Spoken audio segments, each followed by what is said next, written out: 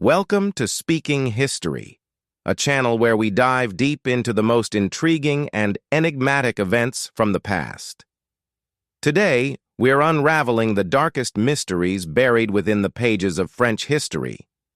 Top 5 mysterious crimes cases in French history that have baffled investigators, shocked the nation, and haunted the imaginations of all who hear about them. From unsolved disappearances to chilling acts of violence that defy explanation, these cases remain unsolved to this day, shrouded in secrecy and suspicion. So, buckle up and get ready for a journey into the unknown as we explore the most mysterious crimes in French history. Case number 1. The death of Issei Sagawa's victim, 1981. Next, we plunge into one of the most grotesque and mind-bending cases in modern history, one that continues to send shivers down the spines of anyone who hears it. In 1981, a horrifying crime took place in Paris that defied all logic and humanity. It was the shocking murder and cannibalistic act committed by a man named Issei Sagawa. But it's the unanswered questions that linger over the death of his victim, René Hartevelt, that make this case so disturbing. Issei Sagawa, a Japanese student studying in Paris, appeared to be an ordinary, quiet intellectual. But behind his bookish demeanor lurked a dark obsession. He had long harbored twisted fantasies about eating human flesh, and René, a Dutch student who he befriended, would unknowingly become the object of his horrifying desires. It was June 11, 1981, when Sagawa invited René to his apartment under the guise of working on a school project.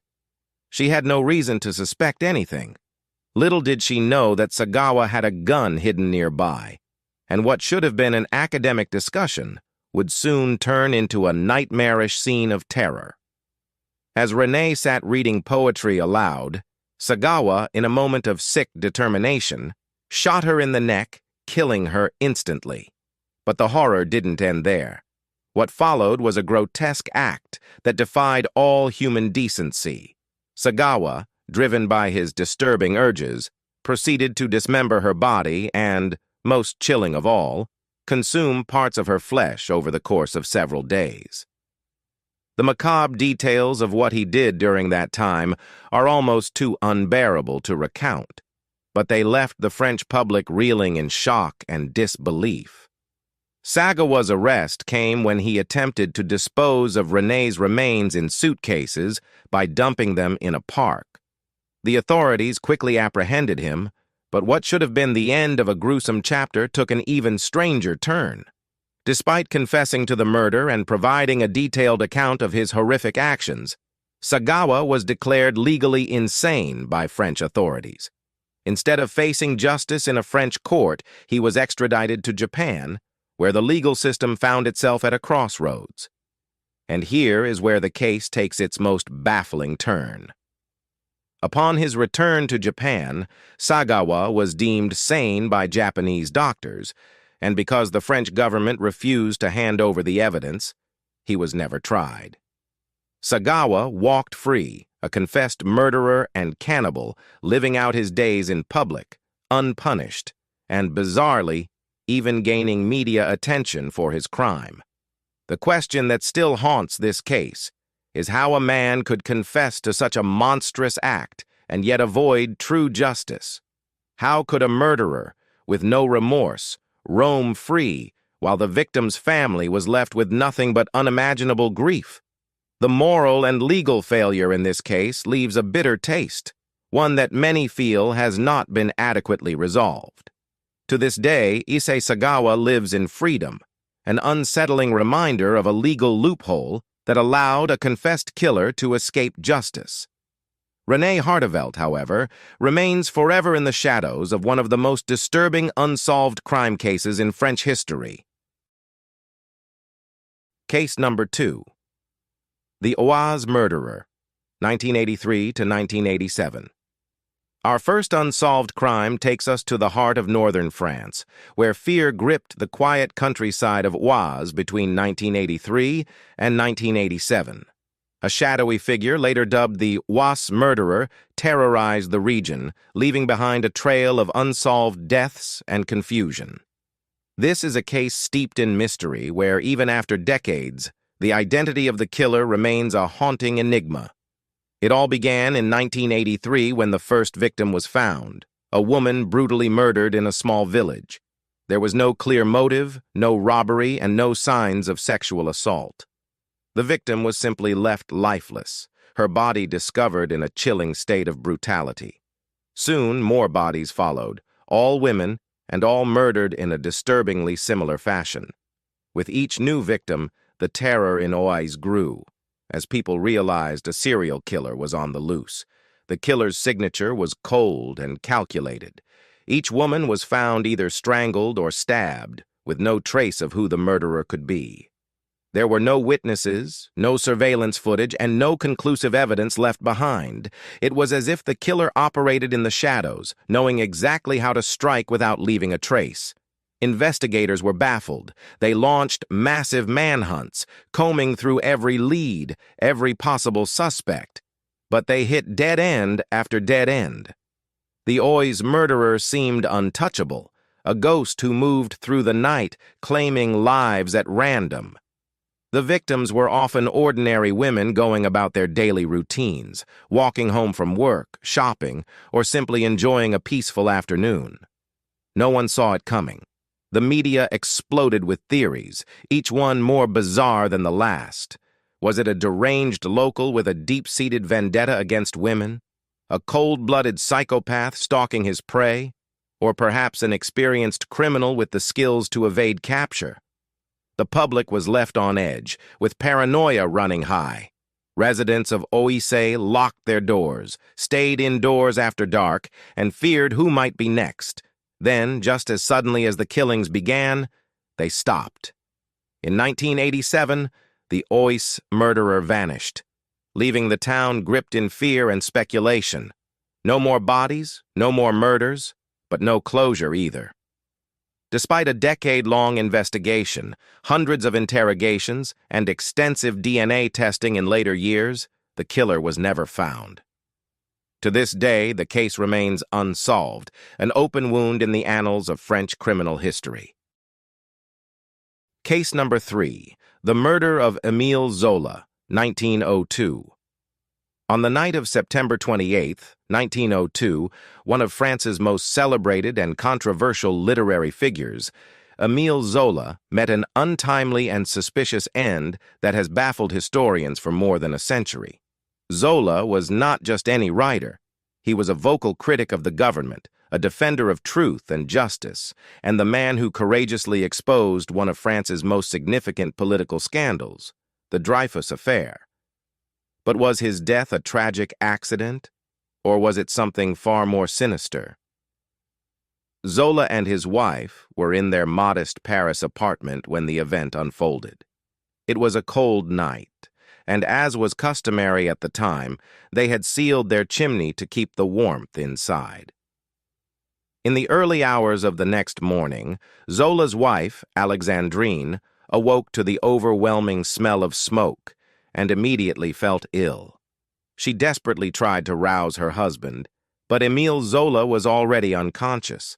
By the time help arrived, Zola was dead, apparently the victim of carbon monoxide poisoning caused by a faulty chimney. Alexandrine survived, but the great writer, the man who had shaken the foundations of French politics with his powerful words, was gone. At first glance, the death seemed like a tragic accident. The chimney had been blocked, the carbon monoxide had built up, and Zola had succumbed to the fumes. But as the dust settled, unsettling questions began to emerge. Could Zola's death have been more than a mere accident? After all, he was a man with powerful enemies. Zola had made waves with his famous open letter, J'accuse, swing in 1898, which accused the French government and military of anti-Semitism and corruption in the wrongful conviction of Captain Alfred Dreyfus, a Jewish officer accused of treason. Zola's bold accusations had earned him not only admiration from Dreyfus supporters, but also a barrage of hatred and threats from nationalists, the military, and those who viewed him as a traitor to France. As rumors spread, theories began to surface that Zola's death was no accident at all, but an act of revenge, a carefully orchestrated murder. The first clue came in the form of a mysterious statement made decades later by a Parisian chimney sweep named Henri Buronfos. In 1953, Buronfos claimed that on the night of Zola's death, he had been paid to intentionally block the chimney of the writer's apartment. According to his testimony, the obstruction was no accident. It was sabotage, meant to kill Zola. If this was true, it raised even more alarming questions. Who would go to such lengths to silence Zola? Many fingers pointed to the extreme right-wing nationalist groups in France at the time. These groups despised Zola for his defense of Dreyfus and saw him as a threat to the nation. Could they have conspired to assassinate him, fearing his influence over public opinion and his relentless pursuit of justice? Despite Buronfos's confession, no official investigation was ever reopened. The French authorities were reluctant to delve into the possibility of murder, and Zola's death was quietly ruled as an accident. But the shadow of doubt has lingered ever since. Why did the authorities refuse to pursue the matter further? Was it fear of uncovering a conspiracy or a desire to protect powerful figures who might have been involved? Adding to the mystery, Zola's funeral was as controversial as his life. Thousands of supporters gathered to pay tribute, while violent nationalists heckled and disrupted the procession. The tension between Zola's admirers and enemies was palpable, further fueling the belief that his death may have been more than it seemed. Even in death, Zola remained a polarizing figure. For decades, historians, biographers, and conspiracy theorists have debated whether Zola's death was an accident or murder. Some argue that the chimney sweep's confession was nothing more than the boastful claims of a man seeking attention. Others believe that the timing, the circumstances, and Zola's long list of enemies point to foul play. What is certain is that the truth behind Émile Zola's death remains elusive, a mystery that has never been fully solved. The official record states that Zola died from carbon monoxide poisoning due to a blocked chimney. But those who knew him, and those who have studied the case, cannot shake the feeling that there is more to the story. A man like Zola, who fought so fiercely for truth and justice, may have paid the ultimate price for his beliefs. Did his enemies finally catch up to him, silencing one of France's most powerful voices in a chilling act of vengeance? Though over a century has passed since that fateful night, the unanswered questions surrounding the murder of Émile Zola continue to haunt historians. Case number 4. The murder of Élodie Kulik, 2002. In the quiet countryside of northern France, a horrific crime would soon become one of the most disturbing and mysterious unsolved cases in the nation's history. It was a cold January night in 2002, when Élodie Kulik, a 24-year-old bank manager with a promising future, set out on what should have been a routine drive home. But within hours, she vanished. And what followed was a series of haunting and horrifying events that have continued to baffle investigators for over a decade. At around 11 p.m. on January 11th, 2002, Élodie was driving back to her home in Péronne, a small town in the Somme region of France, when something went terribly wrong. She was forced off the road near the remote village of Tertry, a place so secluded that no one would hear her desperate cries for help. Moments later, Élodie managed to make a frantic call to emergency services. The chilling recording captures her terrified voice pleading for help, but the most disturbing part is the background noise. In the distance, the voices of men can be heard. Men who would soon become her killers. The call ended abruptly. By the time rescuers traced the location and arrived, it was too late. Élodie's charred remains were discovered in a nearby field, her body burned almost beyond recognition. The gruesome scene left authorities shaken, and what little evidence they could gather pointed to a violent struggle. Élodie had been brutally assaulted before her attackers set her on fire in a cruel attempt to destroy any traces of their crime. But this wasn't the end of the mystery. Investigators found themselves facing an almost impossible task. There were no witnesses, no clear suspects, and little physical evidence left at the crime scene. For years, it seemed as though Élodie's murder would remain a chilling, cold case. However, the discovery of a condom at the site of her death provided a vital clue: DNA. It was this genetic material that gave investigators their first breakthrough. In 2008, police managed to link the DNA found at the crime scene to a man named Gregory Wyatt, a petty criminal from the area. But there was one problem. Wyatt had died in a car accident in 2003, just a year after Élodie's murder. With the prime suspect dead, the case hit a standstill, and justice for Élodie seemed more elusive than ever. However, the case took a shocking turn when police discovered that Wyatt had not acted alone. While his DNA was found on the condom, it wasn't his voice heard in the background of Élodie's desperate emergency call. Investigators were convinced that there were others involved in the crime, others who had so far evaded justice. The police's only hope was to track down the men whose voices haunted that fateful phone call. It wasn't until 2012, a full 10 years after the murder, that a new lead emerged. Using advanced DNA analysis techniques, investigators were able to create a familial profile that pointed them to Willie Barden, a man with a criminal past who had ties to Gregory Wyatt.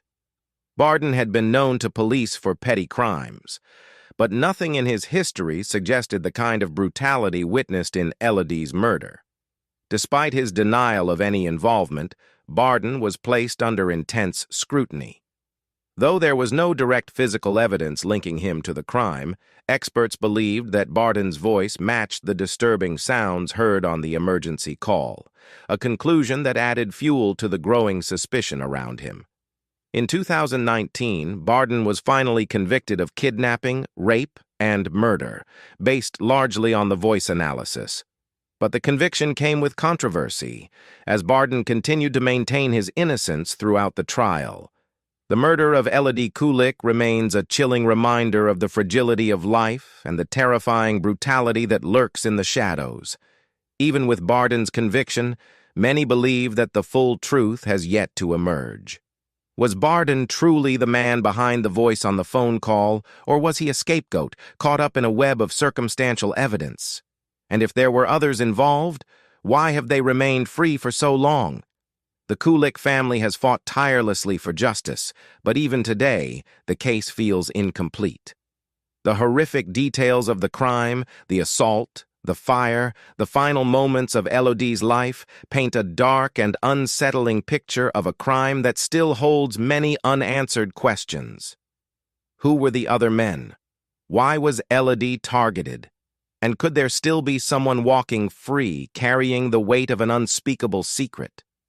Though Willie Barden was sentenced, Élodie's death casts a long shadow, with many believing that her killers have yet to face full justice. For now, the haunting phone call, the traces of DNA, and the unanswered questions keep this case shrouded in mystery, a reminder that even in modern times, some crimes remain chillingly unsolved. Case number 5, the Lille child murders, 2007. In the quiet city of Lille, France, the air was thick with unease in 2007 as a sinister series of events unfolded that would send shockwaves through the entire nation. It wasn't the type of crime you expect in a peaceful, picturesque European town.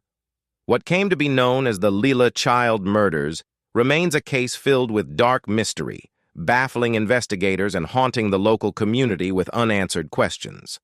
The horrifying spree began in early 2007, when the bodies of 2 children were discovered within weeks of each other, sending the residents of Lille into a state of panic.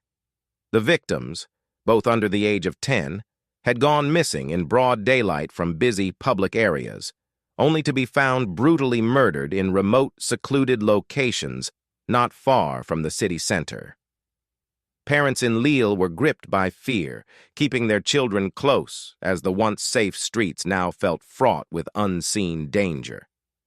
The police were under immense pressure to find the perpetrator, but the case took a chilling turn when a third child disappeared, just like the others, vanished without a trace. It became clear that this was no random series of tragedies, but the work of a calculated and ruthless killer, someone who knew how to avoid detection and leave no obvious clues behind. The pattern of the murders was disturbing. Each victim was abducted during the daytime, with no signs of struggle or witnesses to give police any solid leads. The children's bodies, when found, showed signs of torture and abuse, suggesting the killer's sadistic tendencies. Forensic experts worked around the clock, but the killer was careful, leaving behind minimal evidence at the scenes. No DNA, no fingerprints, no clear trail, just the unmistakable horror of the crimes. Rumors began swirling through Lille as the investigation stalled. Was it a lone predator stalking the children, or could it be part of a more sinister network? With each passing day, parents grew more desperate for answers, while the local media painted a grim picture of a city under siege by a faceless monster. The public demanded action, and the police ramped up their efforts, deploying hundreds of officers to comb the area and conduct door-to-door searches. But then, in a shocking twist, the killings suddenly stopped. After the third child's body was found, there were no more disappearances, no more grisly discoveries. It was as if the killer had vanished into thin air, leaving only grief and confusion in their wake. The silence that followed was almost as terrifying as the murders themselves. Why had the killer stopped? Were they lying low, waiting to strike again? Or had something, perhaps someone, intervened? Investigators worked tirelessly to connect the dots between the victims, hoping to uncover some common thread that could point to the killer's identity. Yet every potential lead seemed to fall apart under scrutiny. Suspicion fell on a variety of suspects, including convicted sex offenders in the area, but none of these individuals could be definitively linked to the murders. The authorities even explored the possibility of an international criminal, given Lille's proximity to the Belgian border, but no conclusive evidence emerged. As the months dragged on without new developments, the case began to cool, much to the frustration of the families involved. The public's fear, once at a boiling point, gradually subsided, though the scars left by the murders would never truly heal. Then, in late 2008, a possible break in the case occurred. A man in his 40s was arrested on unrelated charges in Belgium, and during questioning, he made cryptic statements that suggested he might know more about the Lille child murders than he was letting on. His name was Marc Hebert, a drifter with a violent past who had lived in Lille around the time of the murders. Authorities were quick to label him a person of interest, but when pressed, Hebert denied any direct involvement in the crimes. Despite his history of violence, there was no physical evidence linking him to the murders, and he was eventually released without charge. To this day, the Lille child murders remain unsolved, their shadow casting a long, dark pall over the city.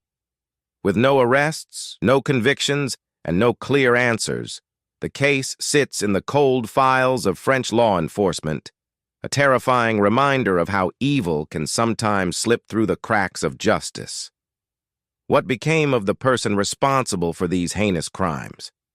Are they still out there, lurking, waiting for another moment to strike? Or did something or someone put an end to their killing spree for good? As we wrap up this journey through the mysterious crimes of French history, we hope these baffling cases left you as intrigued as they left investigators over the centuries. The shadows of these unsolved mysteries still linger, and who knows, maybe one day the truth will finally come to light. If you enjoyed this video, don't forget to like, share, and subscribe to Speaking History for more captivating stories from the past. and we'd love to hear your thoughts. Which case fascinated you the most? Let us know in the comments below.